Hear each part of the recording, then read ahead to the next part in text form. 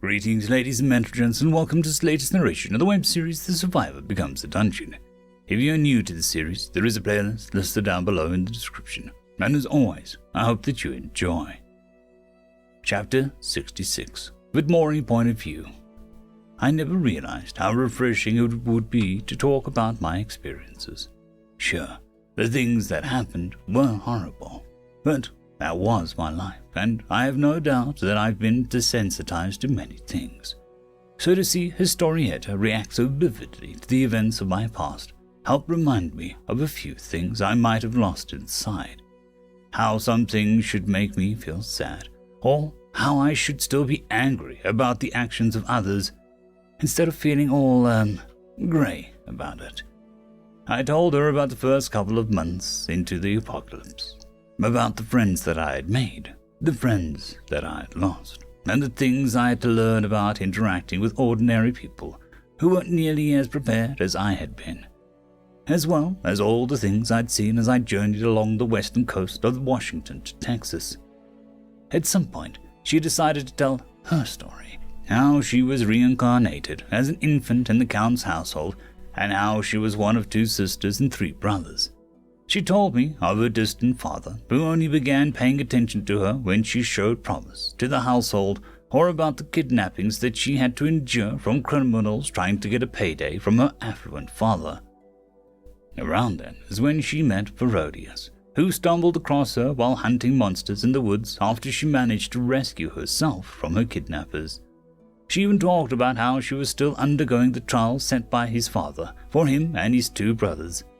Living undercover as a wandering warrior with the 2 closest friends, Raccoon, and 3 other guardians he met and recruited on his travels around the continent. Living as everyone else would, with no support from his family, and seeing how the world really is. Our talk finished for now when her stomach began to rumble. It seemed that we had lost track of time and she had missed lunch. The blush on her face when that happened was rather amusing as she chuckled to herself. "It seems that we may have lost track of time. That was nice with Maury, thank you," she said politely as she flashed a smile. "Do you think we can try doing this again? It might be difficult to visit, but maybe we can sync slates?" she asked, seeming somewhat hopeful. Sure, I don't see why not. Give me some time to figure it out and I can sync them up before you leave. Actually, after you eat, I want you to get Revire and ask Zassiter to take you to the Snake Wolf Den. I have something to show you there. I figured, after all the talking we did, I could trust her a little more with some of the information I had. Who knows, she might actually have some better insight on things since she's been here longer and been around the people here. She seemed slightly surprised by that as she considered what I said. "You mean, the Spitterwolves, right?" "Spitterwolves? So that's what they're called. I suppose that fits," I concede. They do spit their venom a lot as a primary attack, so it only makes sense. Historietta chuckled softly at that. "Well, in any case, I'll see about doing what you asked. See you soon," she said warmly, before making her way out and down the mountain. Isaac point of view. It seemed like he was going to be a punching bag today, especially since his sparring session today was Xanathal. Jazz had decided to join in on the fun and teamed up with Xanathal to try and teach Isaac how to deal with combat against multiple opponents. Though at some point it became a brawl between the 2 of them after Isaac was sufficiently pummeled enough as the 2 adults went at it. They must have hit it off or something since the last Isaac had seen of them.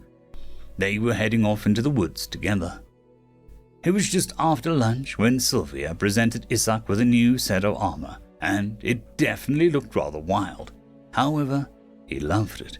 It was the first armor set that he could call his own, and he could certainly appreciate the care and craftsmanship that was put into this equipment.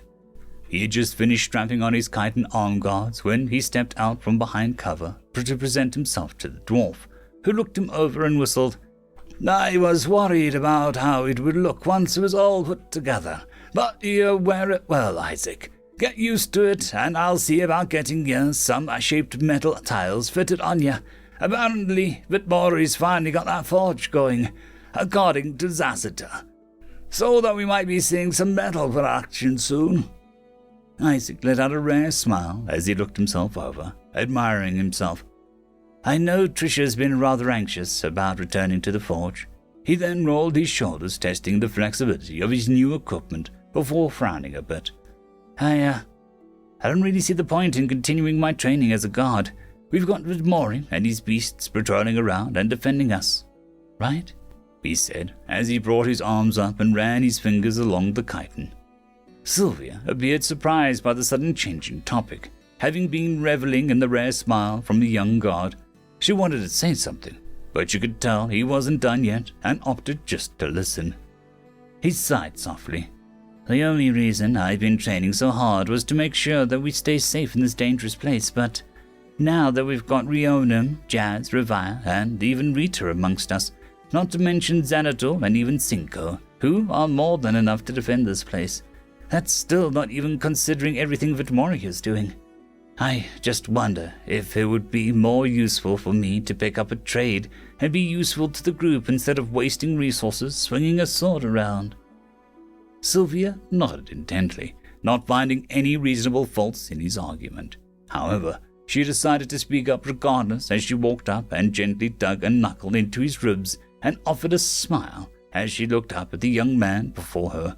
Well, all that sounds reasonable, yes. It might certainly be more helpful for you to pick up a trade.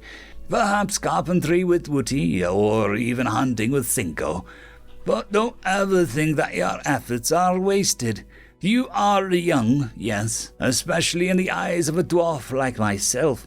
But it's the responsibility of adults like us to guide young people like yourself down whatever path you choose to follow. She pulls over a chair before standing on it as she reaches out to pat Isaac's back. I believe the real waste here is for you to give up on your efforts after you've done so much to get to where you are. Isaac still had a frown on his face, appearing more contemplative than anything as he mulled over her words and feelings. However, he was soon interrupted when he heard movement around the corner. I think you're right, kid. Your efforts would be a waste as a guard, the voice said as Tobias stepped into view. The old Drake Warden offering a bit of a amused smirk as the two other Drake Wardens soon followed him. But Jolie here thinks that you've got promise as a future Drake Warden, perhaps even as a Drake Rider, he mentioned, as he gestured to the brown-skinned half-elf. The woman flashed a smile as she gave a small wave with one hand while clutching at some sort of egg close to her chest with the other. And quite frankly, I think you've got a spark and you're young enough to fit in with the other apprentices.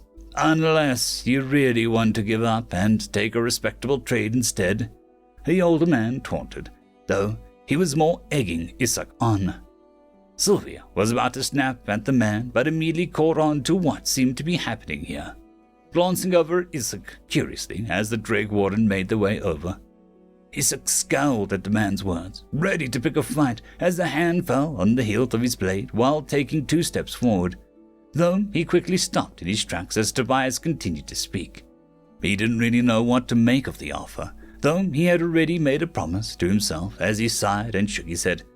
No, I'm not planning on leaving here. I'm not planning on going anywhere, so no thank you, he said, standing a little taller and looking more tense.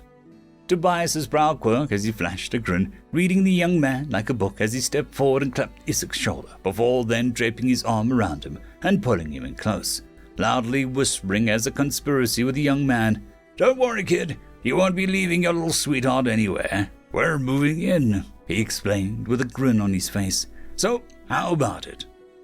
Isaac made a half-hearted attempt to pull away, but he looked clearly thoughtful on it as he glanced at the older man and quirked his brow.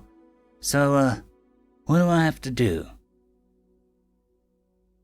End of chapter. There is a new legend on the horizon. Blueberry Cat has taken the T6 Patreon spot. Thank you very much, and I'm sure that I speak for everyone when I say that. I would just like to thank our T5 members, Lord Azrekahl, AmbroseKTal, Quantem Wensday, Dragzoon W.R.E, Blueberry Cat, Cam Maxwell, Casper Arnholtz, Bushmaster 177, and Leslie 517. Thank you very much.